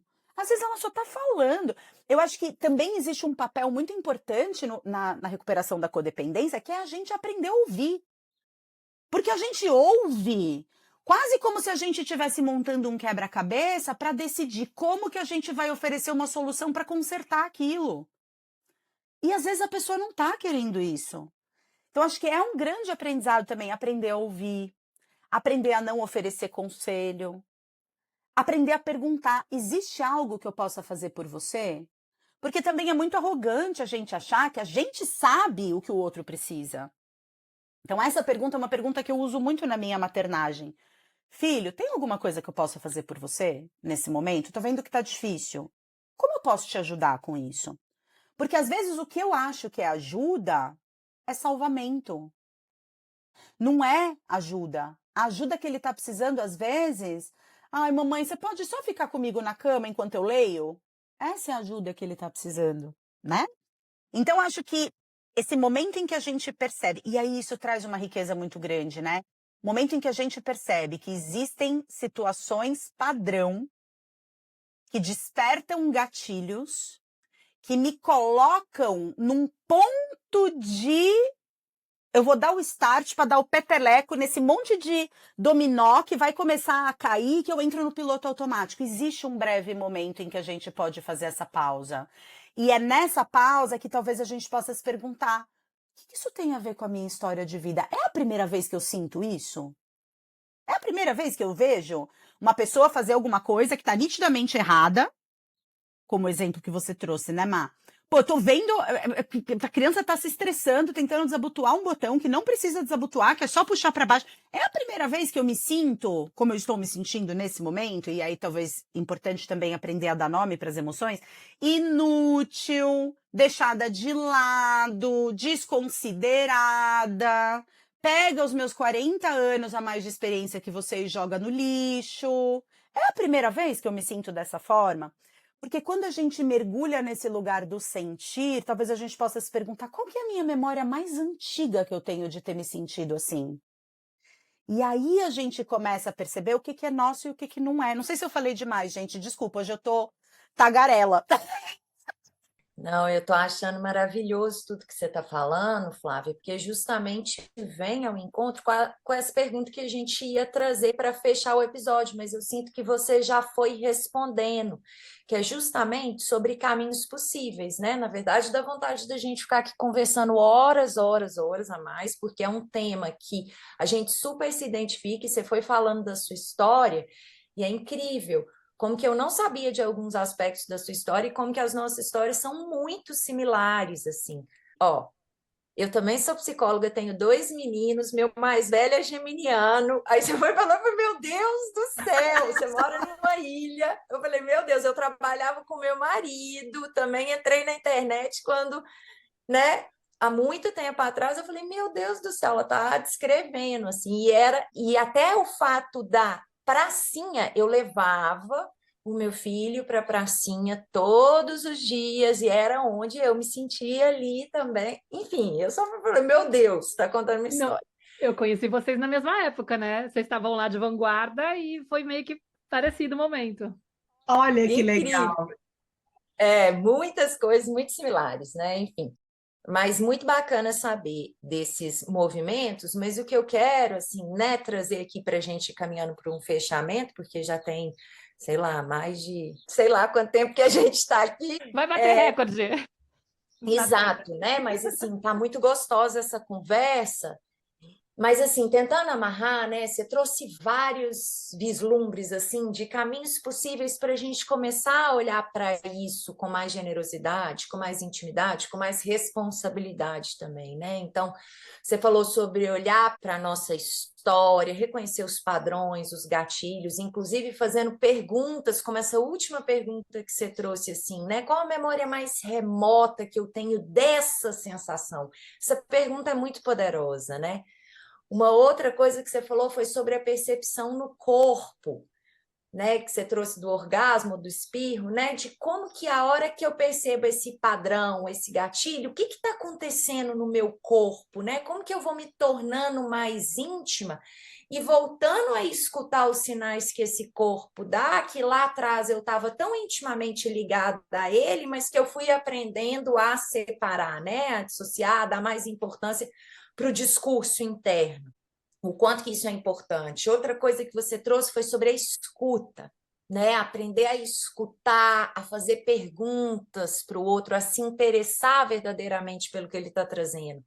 E eu acho que essa escuta, ela não é só para o outro, mas é uma escuta também que, à medida que eu vou olhando para a minha história, para os meus paradões, percebendo o meu corpo, eu também vou aprendendo a me escutar, escutar o meu corpo mais profundamente, não só o que ficou aqui num lugar mais mental e condicionado, né, pelo meu sistema de crença. E olhar, né, para essas primeiras experiências vinculares, para essa história, enfim, acho que foram muitas coisas que você trouxe aqui. Então, para a gente finalizar e caminhando para esse fechamento, eu queria que talvez você trouxesse algo assim, né, dentro disso tudo que a gente falou, desses caminhos possíveis, talvez uma mensagem para alguém que está, não, estou me dando conta disso, ou nossa, esse episódio trouxe muitos insights, eu já meio que sabia, mas outras coisas foram movimentadas aqui. Então, né, como que a gente pode olhar para isso, quais são caminhos possíveis, né, além desse daqui, e o que que você traria como uma mensagem final aí para as nossas ouvintes? Ai, gente, eu acho que a primeira coisa que eu gostaria de falar para uma pessoa que está se identificando com esse padrão pela primeira vez é calma, calma, né? É, tá tudo bem. Como eu disse, né, foi uma estratégia de sobrevivência emocional. A gente precisou da codependência em algum momento. E eu gosto muito de algo que a Maíra falou e que eu não pontuei, e que eu acho importante pontuar, que assim, a empatia, né, que a Má trouxe a questão de a gente ter uma predominância de aspectos codependentes em algumas profissões, eu concordo inteiramente com isso, eu acho que profissões ligadas à saúde, especialmente, é um antro de codependentes unidos, né, porque existe algo que o codependente ele busca, que é uma sensação boa dentro de si, quando eu vejo que eu ajudei uma pessoa. E isso é muito importante no nosso trabalho, por exemplo, nos nossos atendimentos.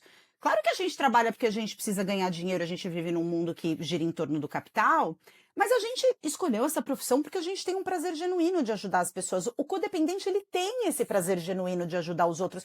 A questão é que quando ele sente esse prazer, ele não transborda o copo, porque o copo está deficitário. Ele está tentando preencher um vazio, ele está tentando se distrair de um desconforto.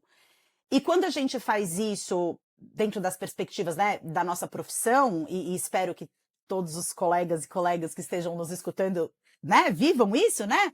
Que é, você transborda, mas você transborda de satisfação. Não é que você está se sentindo um bosta e você precisa atender uma pessoa e sentir que você fez alguma coisa de boa por essa pessoa para se sentir bem consigo mesma, porque essa pessoa, ela tá levando a codependência pro trabalho dela. Mas esse lugar, assim, de reconhecer, nós somos uma espécie gregária. A questão é, esse comportamento de abrir mão de si para fazer pelo outro, sem dúvida nenhuma, ajudou a nossa espécie a sobreviver.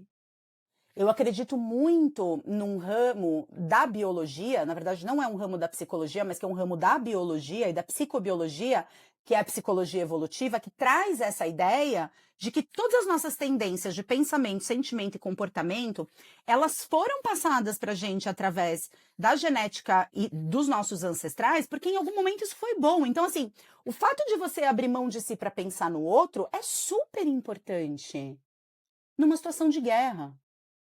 Numa situação que faz sentido você estar com a sua amígdala cerebral disparada, louca, gritando, feito Priscila Rainha do Deserto, né? Perigo, perigo, perigo. Especialmente pelos que podem te suceder ali. Se você morrer, a espécie continua, né? Então, existem coisas muito boas que a gente vai construir em cima da codependência. É uma estratégia, gente, que se a gente usa até hoje é porque ela deu certo.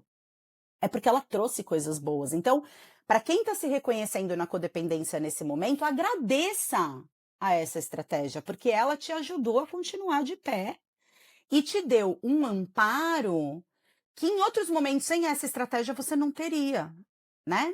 Por mais que num primeiro momento a mente muito dual, ela diga isso pra gente, né? Ai, quero arrancar esse negócio de mim, quero deixar de ser assim, isso é uma maldição, isso é uma coisa que não me ajuda em nada. Mentira, ajuda, né? Então, acho que esse é um primeiro ponto. não entrar no julgamento de que isso é bom e isso é ruim. O que é bom ou ruim são os resultados disso, e existem resultados tanto bons quanto ruins, né? Primeira coisa. Eu queria só reforçar algo que a Clarissa disse que eu acho também muito importante, que é o papel do corpo nisso tudo, né? Porque quando a gente nasce, mente e corpo são tão uma coisa só, que quando a gente nasce, sempre que a gente entra em contato com o desconforto, a gente expressa esse desconforto de alguma forma, através de um choro, através de um movimento, através de contrações que a gente traz para o nosso corpo, que são suficientes para que esse desconforto ele se dissipe de alguma forma, né? Então a gente está chorando e aí a gente tem essa figura que é o cuidador principal, que traz humanização para o nosso desconforto. Ah, isso é fome. Ah, isso é choro. Isso é porque está molhada. Isso é sono. Isso é vontade de acolhimento, né? Então, em algum momento, a gente não sabe o que fazer com o nosso próprio desconforto. Então, esse papel que eu disse do adulto corregulador, que vai ficar ali, né? A gente sabe que o abraço dá contorno para a dor, né? A pele é o maior órgão do corpo e o órgão com maior capacidade de regulação das emoções, né? Então, por isso, o toque, a importância da contenção física dessa criança, do abraço, que é quase como se a gente estivesse dando um limite de até onde essa dor ou esse desconforto, esse sentimento ruim que ela está sentindo, até onde ele vai. É o limite da sua pele, ó. Não tá dentro desse quarto tomando todo o ambiente à minha volta, né? Dá limite para esse sofrimento. O que acontece é que conforme a gente cresce sem ter esses agentes reguladores, né, correguladores do sistema nervoso, o desconforto, a gente não sabe o que fazer com ele, né? Então a gente tenta se distrair dele. E isso, gente, nós somos biologicamente moldados para evitar o desconforto. Se a gente pisa numa abelha, a gente tira o pé do chão. Se a gente vai pegar num cabo de uma panela tá quente, é automático. A gente não precisa pensar, estou queimando minha mão. Será que solta o cabo da panela? Até aí a minha mão ela já está coberta de bolhas, né? Então a gente tem um sistema nervoso em que o eixo, né, hipófise, glândula pituitária e amígdala cerebral, 0,18 segundos você soltou o cabo da panela. Esse mesmo estado de prontidão a gente vai ter para o desconforto emocional também. E a codependência emocional é uma das formas da gente se distrair desse desconforto. No processo de recuperação, a gente está falando aqui majoritariamente de adultos que já têm a capacidade de trabalhar internamente esses recursos para conseguir se regular. Então, esse momento do espirro que eu trouxe, né, ou do orgasmo, né, é um momento em que a gente está em contato com o nosso corpo e que a gente está sentindo essa emoção crescer dentro da gente, da mesma forma como a gente sente o desconforto crescer dentro da gente também.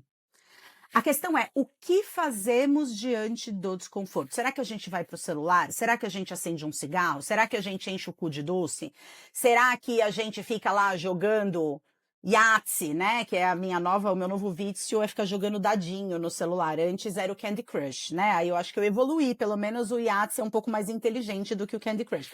Mas ainda é uma anestesia. E eu acho que abrir espaço para esse desconforto, né? Então, também uma outra coisa que eu quero trazer para quem eventualmente estiver se identificando é dê mais espaço para os seus desconfortos. Então, não passa batido. A gente tem uma tendência muito grande de desprezar os nossos desconfortos, quase como se eles fossem um atestado de uma falha moral. Então, estou me sentindo mal, é porque eu não estou fazendo o que eu preciso fazer para me sentir bem. Então, eu vou me esforçar em fazer o que eu preciso fazer para me sentir bem. E aí, eu olho para o mundo à minha volta, que valoriza, sobretudo, as emoções positivas, os instintos positivos, os impulsos positivos. E a gente não tem, né, na rede social, você não abre a rede social e vê lá a foto de um cocô. Todo mundo trabalha o que vai mostrar de si. A gente não tem, no cotidiano, né, espaço, assim, como que as pessoas lidam com desconforto? A gente tem essa ideia, só eu tenho esse desconforto, só eu sou estragada por dentro, só eu sou desse jeito, porque tá todo mundo contando vitória e levando a vida de uma forma a evidenciar como se fosse uma vitrine, esse olhar de vitrine, de que na vitrine você mostra o que você tem de melhor. Você nunca vai pegar o sapato mais feio que tem na loja e colocar na vitrine. Você vai colocar o que há de melhor na vitrine. E aí, uma outra coisa muito importante. Rede de apoio. Codependente não sabe pedir ajuda. Codependente não sabe reconhecer quando precisa de ajuda. Não, aceitar muito menos, porque imagina, quem é você para me oferecer ajuda, meu bem? Se eu me torno suscetível a receber o seu apoio, isso significa que eu não sou a última Coca-Cola gelada do deserto do jeito que eu acho que eu sou. Né? Então a pessoa, não pode deixar que eu faço sozinha, pode deixar que eu dou um jeito, pode deixar aprender a pedir ajuda, especialmente as mães. Aquela frase, "It takes a village to raise a child", né? Precisa de uma vila para criar uma criança. Eu acho que diz muito sobre como a gente vem. E eu acredito, sobretudo, que as mães sejam as maiores vítimas desse modo de viver que a gente construiu, porque a gente era isso, né? Se a gente pega antigamente essas vilas, era uma mãe administrando 15 crianças durante 1 hora, daqui a 1 hora é a outra, né? O quintal baixinho.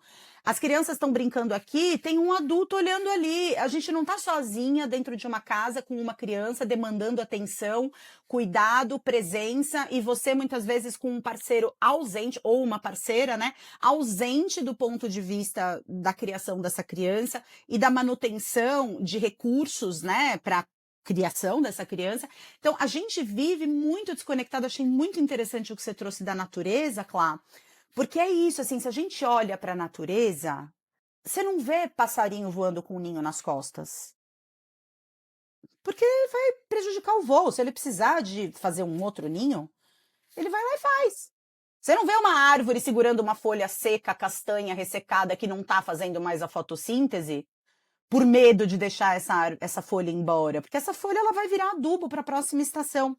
Então, acho que esse resgate daquilo que seria a nossa vida mais natural, que seria uma vida mais pé no chão, literalmente, com menos sapato, pisando na terra, escoando ali os íons positivos, que de positivo só tem o nome, né? Não tem nada de positivo, em comunidade, trocando, pedindo ajuda, sendo ajudada. Eu acho que essa é a cura, talvez acho que para todos os males da humanidade, né? Dentre eles a codependência, mas sobretudo na codependência eu acho que essas coisas têm um papel muito importante. O corpo como um palco visível onde conflitos invisíveis desfilam, e o papel da vida em comunidade e do apoio de outras mães, fazer parte de grupos de mães. Acho que a audiência de vocês é o que busca quando ouve aqui os podcasts de vocês. Eu acho que já tem essa sede de buscar algo, né? A gente precisa agora só aprender a aceitar quando a gente encontra. Com certeza. Flá, que loucura. Eu não consigo parar de te ouvir. Tô até triste de não ter pensado que isso daqui poderiam ser 2 episódios cortados no meio, sabe? Para facilitar. Mas, enfim, vou tentar trazer um pouco do que tudo se movimentou em mim agora, para a gente tentar encaminhar para o final. Antes de tudo, só para poder falar para as mães que estão escutando a gente, que de repente estão se identificando, talvez não tenham tido exposição a esse tipo de conteúdo antes e estão sentindo baque, de falar, puxa, que coisa estranha, eu não me imaginei que esse meu movimento tinha cara feia também, sabe? Porque no fundo é isso. Eu, aqui para abraçar vocês, eu passei por isso, a Flá com certeza passou por isso, e demorou muito tempo para eu me conciliar comigo mesma, para eu conseguir me perdoar e me aceitar, e aceitar minhas feridas, e acolher essa parte, e entender, inclusive, o quanto ela me conectava também com o meu poder pessoal. Consegui ver a parte bonita, sabe? Tá tudo bem.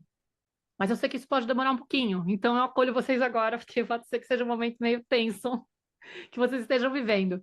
E eu espero que vocês entendam também aquilo que eu falei lá no começo do episódio, dizendo que mesmo que você não se identifique, tem relevância a gente conhecer sobre a codependência, porque às vezes a gente entende as dinâmicas de outras pessoas.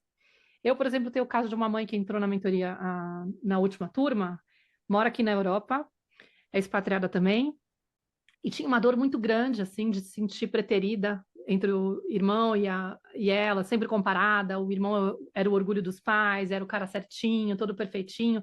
E ela, não importava o quanto ela se esforçasse, a sensação de que nunca era boa o suficiente para ganhar o amor dos pais, para ser olhada da mesma forma.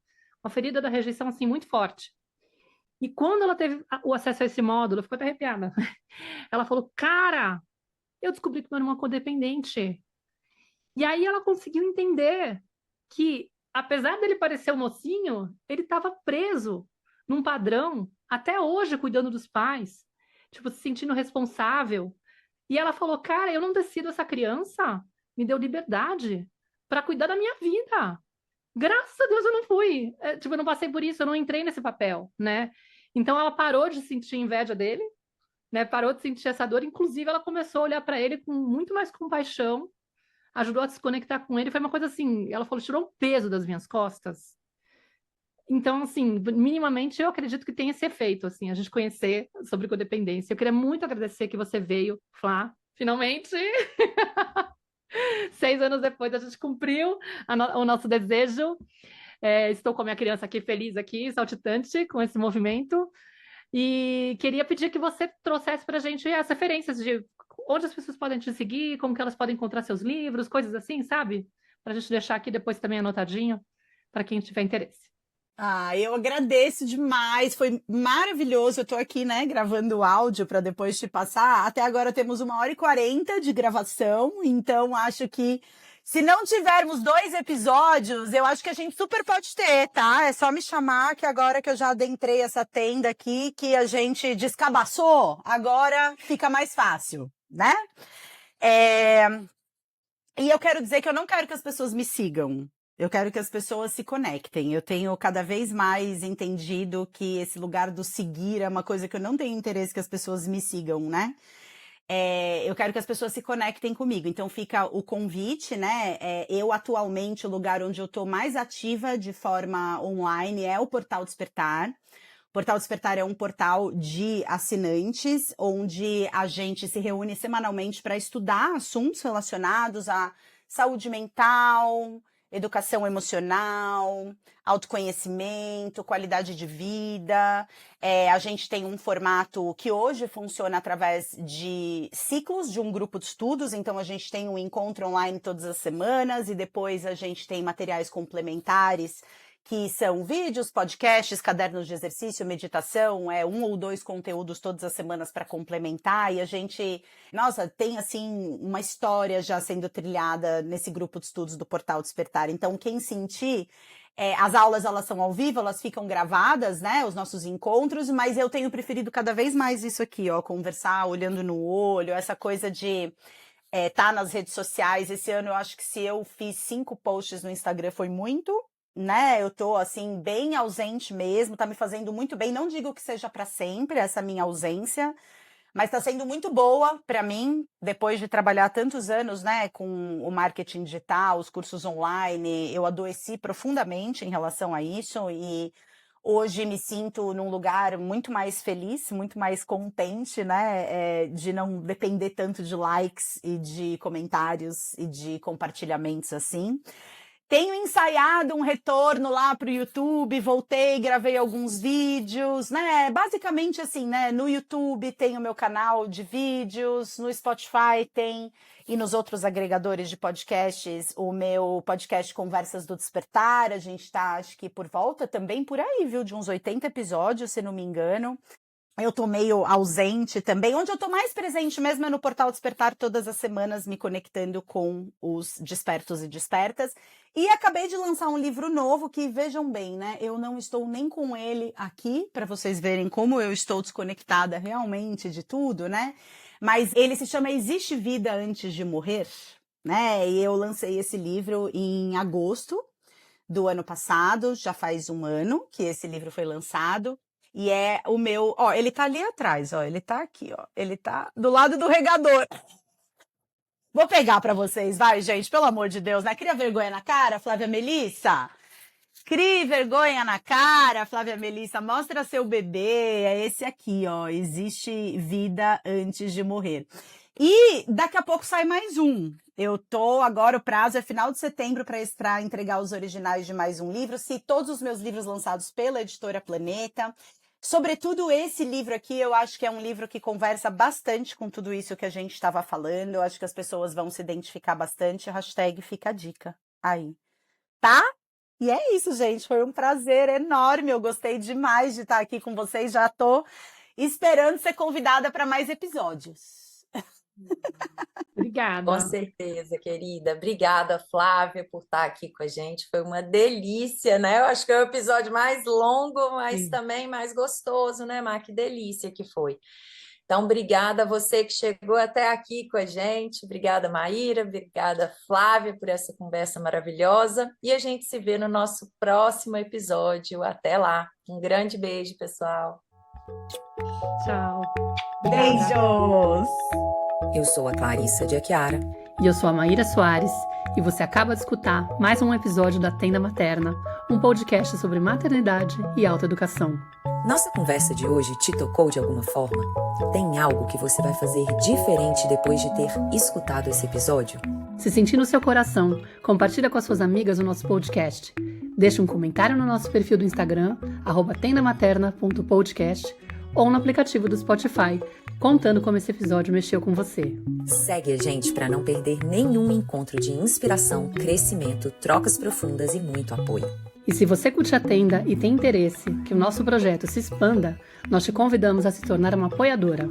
Para isso, é só você entrar na página www.apoia.c/tendamaterna e fazer a sua contribuição. O link clicável está aqui na descrição do episódio.